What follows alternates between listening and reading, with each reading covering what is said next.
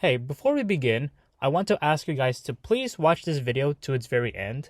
Normally I don't ask you guys to do that in the very beginning of a video, but I have an important update to give for this channel and for our community Discord server. With that being said, let's get into the video. With Amphibia and the Owl House now officially over, I'm sure many fans have asked the question, now what? What else is there to watch from Disney? I have made a video discussing a few shows that we can watch now on Disney a while back, but I want to focus on what has to be my favorite Disney show that's still airing, which is The Ghost and Molly McGee. Initially started airing on October 2021, the show focuses on a 13-year-old girl named Molly McGee and her ghost BFF, Scratch. It takes place in an American Midwestern town called Brighton. Despite what the name of the town implies, Brighton is not really that bright in the beginning of the show. At least that was the case until Molly and her family moved there and did her best to inhabify the town, which is what we largely see for most of these episodes. Speaking of families, Molly has a younger brother named Daryl who is pretty much a troublemaker, but he is a very creative troublemaker at that, so credit where it's due. The two siblings also have two parents, Pete and Sharon McGee. Pete works as a city council member and civil engineer for the town, while Sharon is your typical stay-at-home mom, but also works as a gig time worker. If you don't know what that is, think of something like Uber, but instead of driving, it's for basically any kind of labor. Also, Sharon is of Thai descent, making Molly and Daryl half Thai, and similar to one of its predecessors, this show has the opportunity to explore Molly's Thai background, which is really cool to see. Besides the McGee household, we also meet Molly's friends. Scratch, as mentioned before, is Molly's ghost BFF, and together they form the literal title of this show. Initially, Scratch started out lazy, grumpy, self-centered, and unwelcoming, and he's still kinda that to some extent.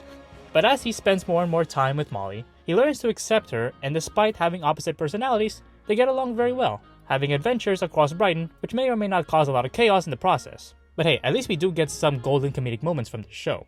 Take a break and get some Z's. Oh wait, no, that man's deceased. Hey, get back in that body. Now let's get back to work. Molly also befriends probably my favorite character of the show, Libby. There's a lot to like about Libby, but for now, let's just say that I relate to her a lot. She's shy, but very friendly, talented, and rather adorable in some aspects. Another character worth mentioning is Andrea. Initially, I didn't like her. She's basically Pacifica Northwest from Gravity Falls. However, like Pacifica, or Sasha and Amity as a matter of fact, I did grow to like her as a character. And I presume you guys will too, or have already if you guys have already watched the show. There are other characters that are worth a mention too. There's also Jeff, who is Scratch's closest friend besides Molly. There's also the Ghost Council, who acts as a nuisance to Scratch for a lot of reasons. There's also the Chens, who we meet later on in Season 2, and a lot more characters that you guys just have to learn to like by watching the show, because there's another aspect of the Ghost and Molly McGee that I like a lot, and it's surprisingly the lore. When I first watched The Ghost and Molly McGee, it kinda gave me similar vibes that I got when I watched Amphibia Season 1 for the first time. Initially, the show does not start out too serious. For most of Season 1, it is relatively laid back and has low stakes, as it focuses more on mainly just the McGees learning how to live together with Scratch in their new town.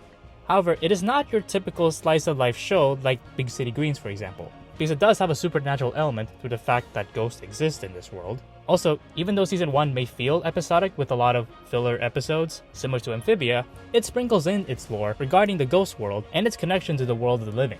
Also, there is actually a sense of continuity between the episodes. So like with other shows, I don't recommend that you skip any episodes of The Ghost and Molly McGee, especially if you want to understand Season 2, because the stakes and the story arcs of the show go up a bit more in this current season. With that being said though, I'm not trying to claim that this show is the next big story-driven cartoon that replaces Amphibia and the Owl House. Frankly, anyone who claims that a show is the next Owl House or something like that is just lying to you. The show may have continuity with somewhat serious storylines, but it does not have conflicts that can destroy entire worlds like the two sister shows. Instead, the conflicts in the show are smaller scale, focusing more on the problems of Brighton itself or the McGee family themselves. That brings me to the last reason I'll give for why you should watch the show if you have not already, and it's because of how relatable it is.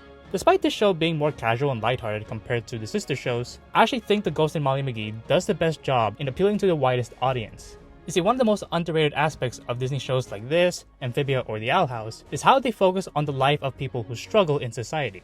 The Owl House focuses on the life of the general unique person who does not fit in with traditional institutions, with Luz and Ida trying to get by despite not fitting in. With Amphibia, it essentially focuses on the immigrant life, with Anne being the fish out of water in Wardwood and her family being actual immigrants from Thailand. Meanwhile, The Ghost in Molly McGee focuses on the life of the typical American working class. While the McGees and the rest of Brighton may have problems that stem from the supernatural, a lot of the struggles we see them face stem from real-world problems like financial insecurity, income inequality, the lacking sense of community, and a lot more.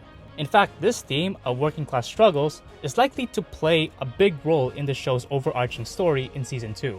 Since the show focuses a lot on a whole class of people, not just a niche, specific minority of people, it makes it the most relatable cartoon that Disney has put out in recent years in my opinion. Shows like The Ghost in Molly McGee are great because I can dig deeper into the show's story and get some meaning out of it, as well as just watch it for what it is on the surface whenever I just want to relax and get a good laugh out of a funny cartoon, which the show certainly is. As much as I do miss Amphibia, and as much as I will miss the Owl House, The Ghost in Molly McGee is a good sign that this next era of Disney cartoons looks rather promising. So yeah, that is why you should watch The Ghost in Molly McGee. Before I go, as I mentioned at the beginning of this video, I have an important update to give regarding this channel. So out of nowhere, YouTube suddenly demonetized this entire channel, and that means all the revenue I get from the videos I worked hard to make is just gone. So for now, I'm asking if any of you guys can support this channel through Patreon or Ko-fi. I'll still be continuing to create and upload my content here on YouTube like normal, but for $3, you can get these same videos a day early, shoutouts at the end of these videos, and access to exclusive channels in our community Discord server. Again, you don't have to sign up for Patreon or Ko-fi, and I completely understand if you don't want to because not everyone is willing to spend money for things that aren't essential, or even have money in general. But if you have been subscribed for a while and you like the content that I produce, consider tipping a few dollars and get these extra perks. These direct contributions go a long way as it helps me justify spending as much time as I do making these videos. If you listen through this whole PSA, thank you for watching through this shameless plug. With that being said, let me know what you think about The Ghost in Molly McGee in the comments below or in our community Discord server. The link to it will be down below, so if you enjoyed this video, please give it a like and subscribe for more content like this. Also, thanks again to our currently one and only Patreon supporter for helping me justify spending time for making this video, despite YouTube demonetizing this entire channel. Anyways, that's it for now. Thanks for watching. I hope you all have a great day. See you in the next one.